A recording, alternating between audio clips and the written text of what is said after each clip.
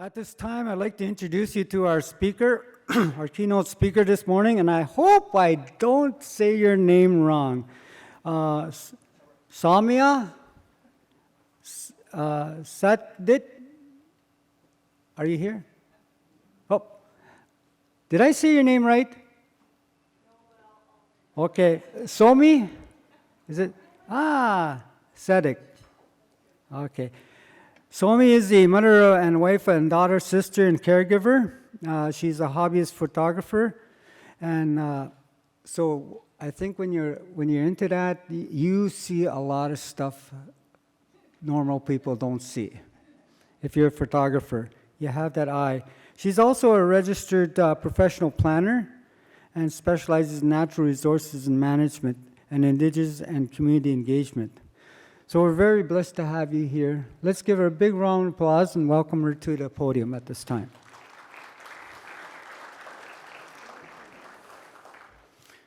Sometimes I can't even see our Ojibwe name, so pleasure to meet you.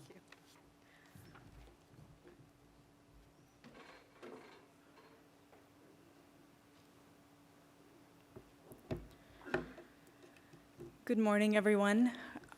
My name is Somia Sadiq. I was recently told by someone that if you have trouble remembering how to pronounce it, just think of Somia pair of pants, and that might help. So, Somia, thank you so much for having me here today. I'm absolutely honored and flattered to be invited, acknowledging the traditional territory of Saging, Ojibwe Nation. My topic today is obviously free, prior, and informed consent. But before we get into that,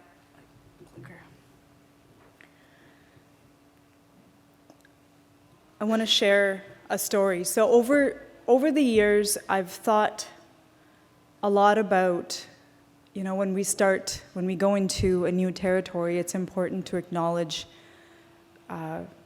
being invited. It's important to acknowledge who you are. And so today I'm going to make a very personal acknowledgement. I come from a Punjabi and Kashmiri descent. My homeland is Pakistan. I am a very new Canadian. And I am in Canada because I couldn't be anywhere else safely. And that continues to be, after all these years, a very, very difficult acknowledgement to make. So for making Canada my new home, for welcoming me in your territory, for welcoming me to your ceremonies, I am absolutely grateful. So thank you for having me, and thank you for giving me this opportunity to share with you and to learn from you over the next couple of days. And a special thank you for the prayer this morning, and a very, very special thank you to the drummers. It was absolutely beautiful to be a part of that. So with that, what is it that I'm going to be talking about today? I'll get into the history of free, prior, and informed consent briefly, and you will have much more detailed presentations later this afternoon that get into the details of where FPIC comes from, the history, and so on. But I'll start with a little very high-level overview. So FPIC was introduced in 1989, so that's actually the first time that the words free, prior, informed consent were used.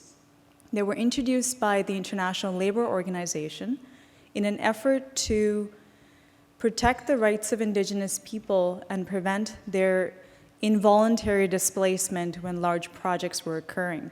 So that's the first time it was introduced, and 1989 is a fairly long time ago for policy to be introduced. Not long time ago if you were born any time before 1989. But so in 2007, the ILO Convention expanded to include the UN Declaration of Rights for Indigenous People. And at that time, it added language to allow for free, prior, and informed consent, or to encourage for free, prior, and informed consent to include development activities, specifically development activities that might impact Indigenous people. So the language was starting to evolve and include more activities other than what was just happening by the states. I should note that Canada at the time did not endorse this. In 2010, Canada does endorse free, prior, informed consent, or does endorse the UN Declaration of Rights for Indigenous People, but says that it's an aspirational document. And the theme of my presentation today is going to be the power of words and what words mean and how words mean different things to different people. So when Canada says it's an aspirational document, my personal opinion is that that's still quite non-committal. In 2014, Canada rejects the idea of FPIC, of UNDRIP, having any veto authority, and we'll talk a little bit more about that. 2015, two things happen. The Truth and Reconciliation Commission introduces its 94 calls to action, and one of them is for states to seek the free, prior, informed consent of individuals before development projects are approved. And of course, the Trudeau government makes a commitment to implement UNDRIP. So that was 2015, we're in 2018. Coming up to 2019, a lot of time has passed, and we're having the conversations, but definitely need to have a lot more of those conversations. So that's a very high-level overview of the history of FPIC, and you will have a lot more detail later this afternoon, I believe. So what I want to do today is break those words apart. What does free mean? What does prior mean? What does informed mean? And what does consent mean? And I know it might feel like we're stepping backwards, like we should be moving forwards with this conversation. Why are we talking about what those words mean? But here's why. A few years ago, I was in a boardroom in a meeting with one of my clients, and we'd been working on this project, a mining mineral exploration project, for quite some time, pretty close to getting our final approvals. And we received this letter that said, your project cannot proceed because you do not have our free, prior, informed consent. And for this client of mine, this is the first time they'd seen those words. So we turned that into a bit of a learning exercise, and there were 7 of us in the room. We had a representative of the province, we had a couple of biologists, we had the CEO of the mining company, my client, we had a lawyer, myself, and we had a brief discussion about what does this mean, FPIC, free, prior, informed consent. And it became very clear, very quickly, that of the people in the room, we all had a very different understanding of what each of those words mean. My understanding of free was not someone else's understanding of free. And yes, there was overlap in some of our meanings, but we all had a very different understanding of what it means. And why is that important? Because if we're not on the same page on what it means, or if we're not inclusive of the meanings, then our action is not going to be consistent.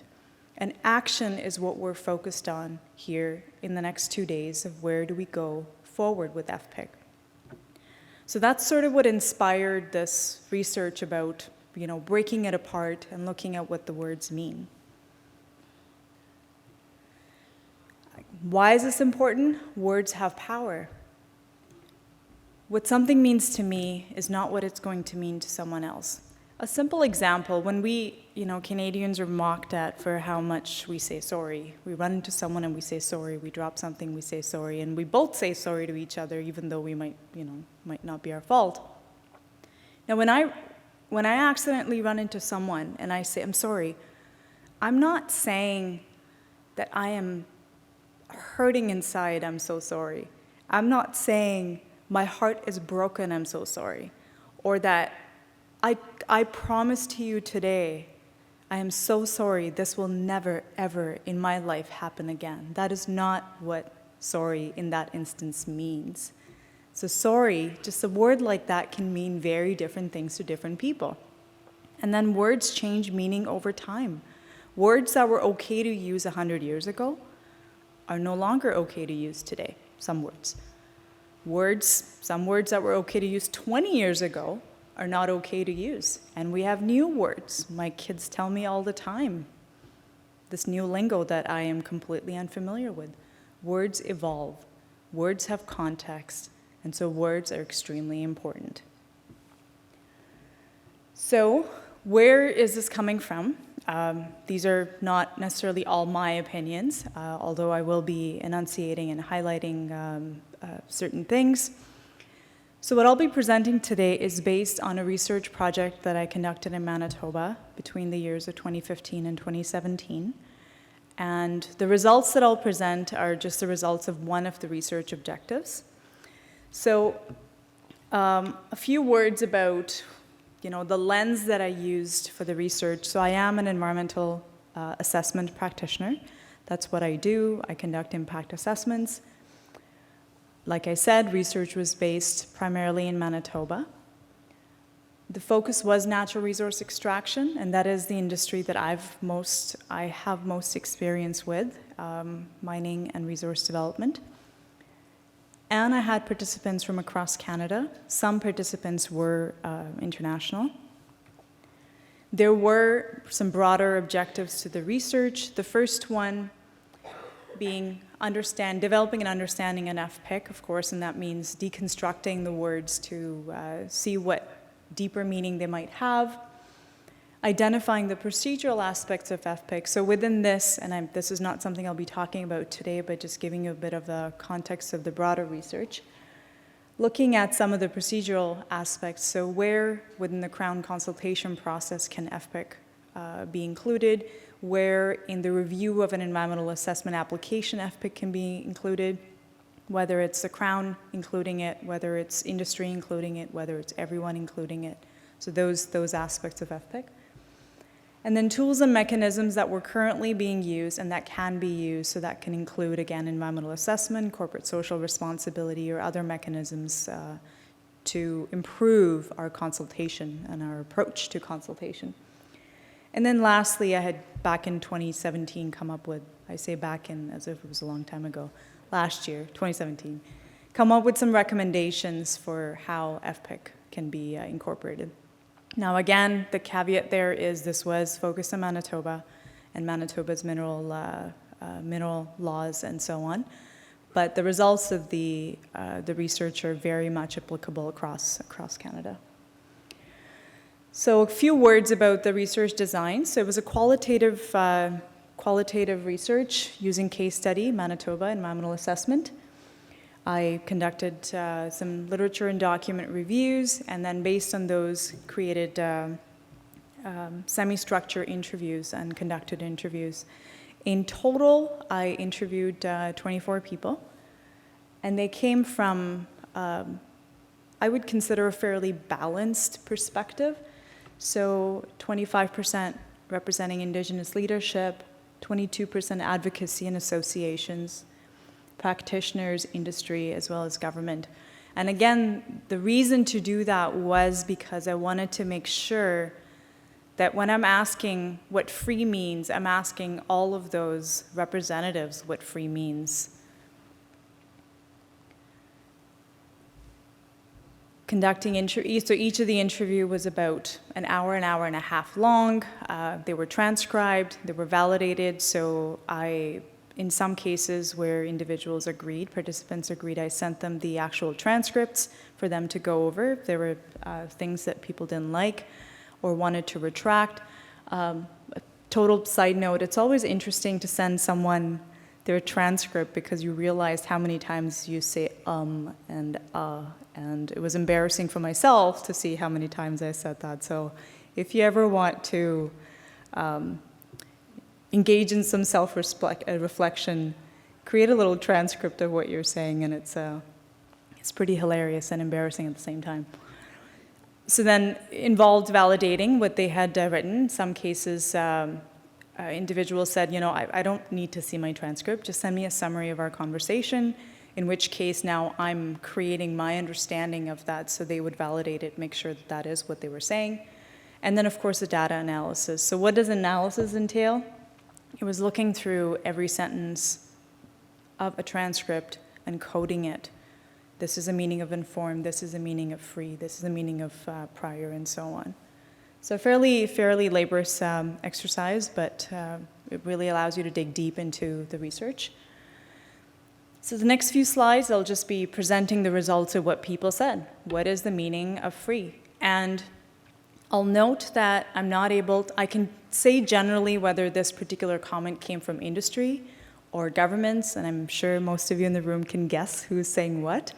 I can't point to specifics of who exactly said what. That secret dies with me. So, what does free mean? Free, freedom to make a decision. Pretty straightforward. Freedom to freely express views. And this is a really important one, and sort of surprising that even in a country considered safe like Canada, there was nervousness about freely expressing views. Freedom to exercise control over Indigenous territories. So individuals said, it's our territory. We have to have the freedom to make decisions in our territories. Absence of coercion. And in this particular comment, there was a lot of reference made to whether gifts were used as persuasion or other means of coercion or pressure. There was not enough time and decision needs to be made, and this is your one opportunity to take advantage of this project and so on. So absence of coercion is what individuals refer to as freedom or free. Having sufficient time to engage. So this was interesting, and if you worked in the field of mining or any natural resource development, there's always a rush. So having time to engage was noted to be an important one. Individuals also said, you cannot be free in an engagement process if you're not allowed to talk about past issues. And this particular comment came from practitioners who worked in communities. They said, it's always a little challenging because governments can go in to have conversations about a project, but it almost always ends up being a conversation about everything else. And so we're stuck because we don't know the history and we don't understand the history. I would argue maybe have not spent time to understand the history, but encompassing past issues was extremely important. And this was a comment that was then echoed by Indigenous leadership as well, that a process can only be free if there's freedom to talk about the past issues and acknowledge past issues. We're not asking for a resolution in that particular conversation, but the freedom to have that conversation is extremely important. Ability to understand what is it that we're consenting to. And this is a really interesting one because when I'm having conversations with communities and I'm representing a client or I'm representing the government, what is it that I'm asking permission for? Or am I asking for permission? So understanding what is it that a community is consenting to, an individual is consenting to, is extremely important. And I think a few of the Indigenous leaders recognize that they have to ask that question in those conversations that, okay, thank you for coming. What is it that you're asking me for? And that clarity within a process is extremely important. And I know it seems pretty straightforward, but just really want to highlight that. And consistency with own participatory methods. So again, a little bit of background on this one. In Manitoba, if a project is considered to have potentially significant environmental impacts, those projects will go into a Clean Environment Commission hearing, which is an extremely intimidating process because you're cross-examined by the proponent's legal team. I love my lawyer friends, always have very interesting conversations with them, so no offense to any of the lawyers in the room. I still love you. But it's important to understand that that process of being in a room and cross-examined by lawyers can become really, really intimidating. So a lot of the Indigenous leaders emphasize that engagements have to happen that respect their methods of participation and their methods of decision-making. So that was free. And again, highlighting that even just those results are fairly loaded in what they mean. And if we go around the room and ask what free means to you, I think you'll realize very quickly that it can mean a lot of things to different people, and that's kind of what I want to keep emphasizing today. So results for prior. So what is prior? Early pre-exploration. So in the context of mining, if it's pre-exploration, that means pre-development. And the reason this one is particularly important in the context of Manitoba, and I'd love to learn the regulatory process for Ontario. But in Manitoba, our exploration happens under a different piece of legislation, and proponents can set up some pretty hefty basic infrastructure to extract, and it's still considered exploration. It's only when they announce that this is now going to be a mine development, that they're able to feasibly sell their product to market, that it's considered a mine development, and that's when an environmental assessment is required. So a proponent can have a portal going in the ground, have a small wastewater treatment system, have their a few people camp, a few septic tanks, like quite a bit of basic infrastructure before requiring any environmental assessment. So they're in the territory, they're working already, they've established infrastructure. There's really no way for a project to not get approved at that stage then. So really, what's the relevance of consent then in that case, right? So pre-exploration, especially for Manitoba, and I would encourage you to reflect on how that works within the jurisdiction here, is extremely important. Sufficient time to understand. And I can't emphasize on this enough, and I was so glad when this particular one, I would note, was brought up by all the participants, that a process can only be considered prior if all parties have had enough time to engage. Now, what was interesting, so communities said, Indigenous leadership said, yeah, we need to have enough time to engage. You can't come to us with a 300-page proposal and say, here, you have 2 weeks, please get back to us, or we're gonna go ahead. It's time sensitive, mineral prices and all that. No, give us time to understand what it is that you're talking about. And interestingly, the same comment was made by regulators. They said, proponents send us these hefty documents, and we have to review them. We have to consult with the communities. We have to consult with everyone else and make a decision. We just don't have enough time. And we're short-staffed and yada, yada, yada. So having enough time. Proponents said, mineral prices. So what do we do? And the solution to all of that is to start the process early and to have those conversations early. And I think it'd be fair to say that if a proponent were to engage with the community and say, we don't know whether we're going to build yet, we don't even know if it's feasible, but there's something here that we can explore. Let's have that conversation. And I think people would understand that. So, sorry, I digressed there, got a little emotional. Sufficient time to engage is important.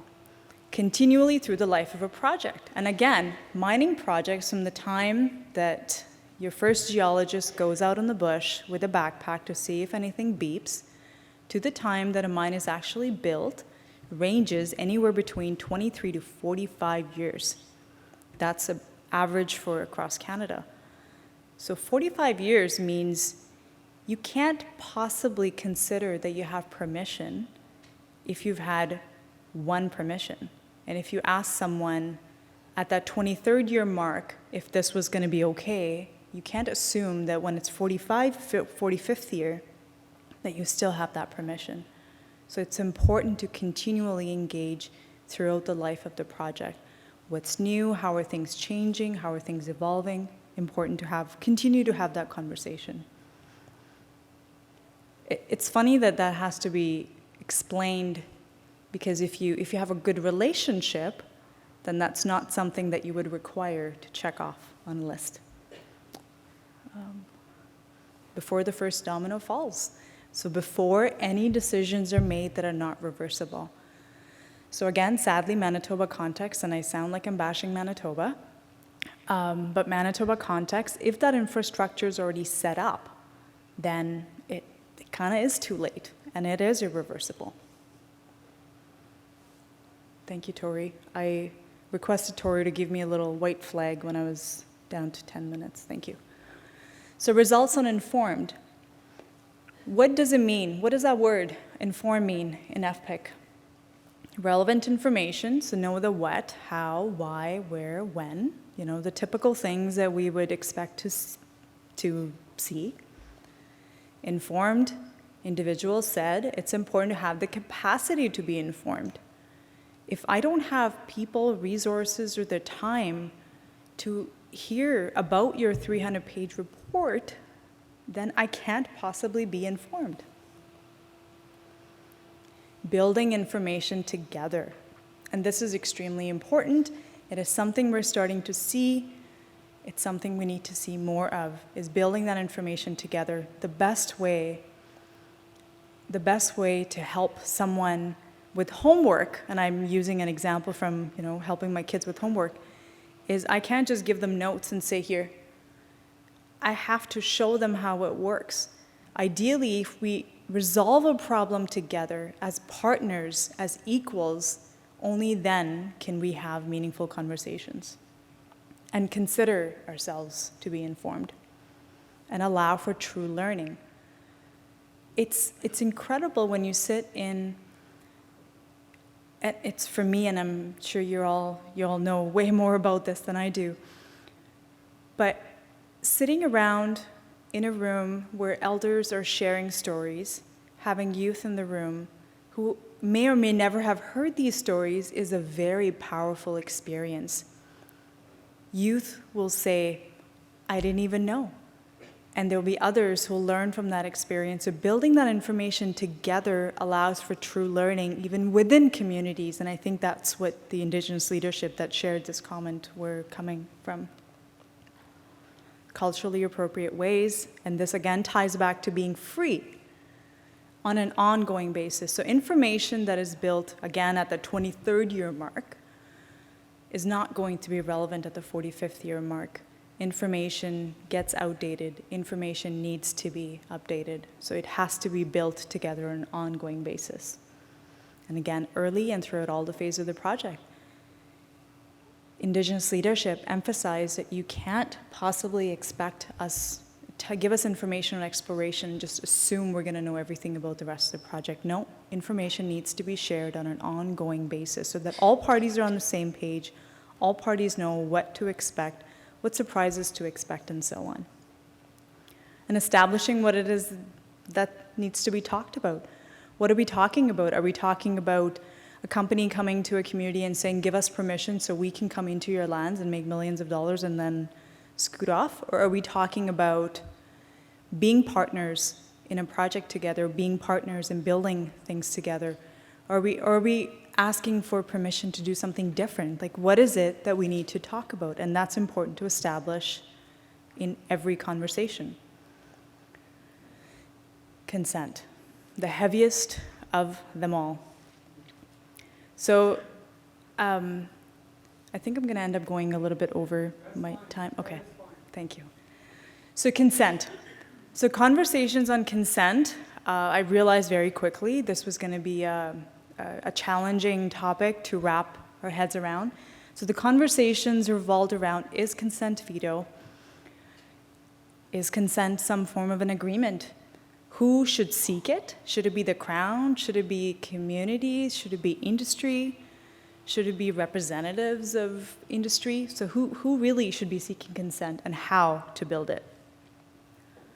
The how to build it part, I'll argue, is if you reflect on the free, the prior, and the informed, there's your answer on how to build it.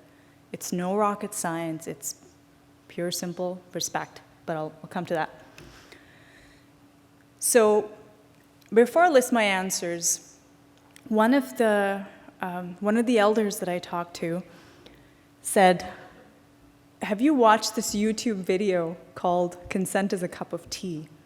And I said, I have not. And he encouraged me to watch that video. And so we spent the next, I think, 7 minutes or so watching that video. That video is about sex. And he said, consent is like a cup of tea. If someone offers you a cup of tea and you say no, thank you, where does it mean that you can shove that cup of tea down their throat? That is consent. Consent is like a cup of tea. If I offer you a cup of tea and you say, yeah, that sounds like a great idea, but in the time that you've made that cup of tea and added sugar to it and milk to it, I don't feel like having it anymore, you can't force me to have that cup of tea. And I was floored. It was such a simple concept. And he said, this is what we're teaching our kids in schools about consent. So why is it that when it comes to conversations about natural resources and jurisdictions and laws and regulations, that we somehow forget or think the word should mean anything different? So I'll start with that. Now here are some of the other thoughts that came on the word consent. So consent was believed by some of the participants to be veto, and others said, no, it's not veto. And yet others said, this whole conversation on is it veto, not veto, it's a distraction.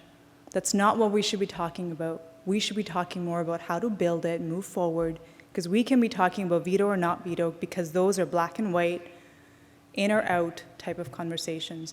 And as long as we keep having those conversations in black and whites, we're not going to move forward. I thought that was a very insightful comment. Consent as an agreement of some form. So all participants, without any exclusions, said consent is some form of agreement. It is a responsibility of the Crown. So a majority of the participants said it was a responsibility of the Crown to seek consent and not that of industry. It requires trust, no surprise there. It requires respect, and it's a multi-stage process.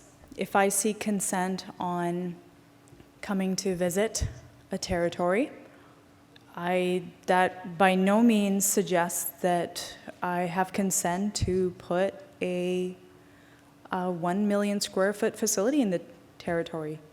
No, that's not what it means. If I come in to shake hands, that's all that's happening. I will then come back to have another conversation about what next, and then again, and then again. So it is a multi-stage process. Consent to be built together. This idea of collaborative consent is extremely important. So that was a summary of what the words mean. So and these are some of the final words that I'll leave you with. So some things to keep at the back of your mind is words mean different things to different people. And I would urge you, as you attend the sessions and share your knowledge and seek that knowledge, to be mindful of those words. Be mindful of how you understand those words and how you express those words. Because ultimately, here's the thing. FPIC is not about me. FPIC is not about any of you in the room. FPIC is about our future generations. And I think this is one of those photos that I took. This is from the Museum of Human Rights. And I thought it really summarized really well what I think FPIC is, and it might mean something completely different to you, but this is how I see it. It is about respect, regardless of differences. And if we can learn to respect, we can learn to be decent human beings. And it's about listening, and I thought that was really powerful. These, by the way, are mostly written by kids. I mean, I could try and sprawl some, but these were all written by young kids at a museum about what human rights mean to them. They mean respect, they mean listening. To one kid, it means the Jets winning the Stanley Cup, which I thought was really interesting. But then at the corner there is about human rights. And that is what FPIC means. And FPIC is, like I said, it's not about you and me. FPIC is about about that little kid, because they are the ones who will grow up in a world where we are the ones who are making those decisions. And that is a really important lesson to remember. FPIC is not about you, it's not about me, it's about these kids. They're the ones who are going to have to live with what we do. And my final image, this is actually from this summer. It was from a powwow, and this little guy is my source of inspiration. I don't know if I ever see him, but in that brief moment, I thought, no, that's where responsible decision-making comes in. So I commend you all for being here. Thank you for being here. Thank you for sharing, bringing your knowledge to the table. Thank you for listening, and I wish you all the best as you contemplate over the next couple of days. Miigwech.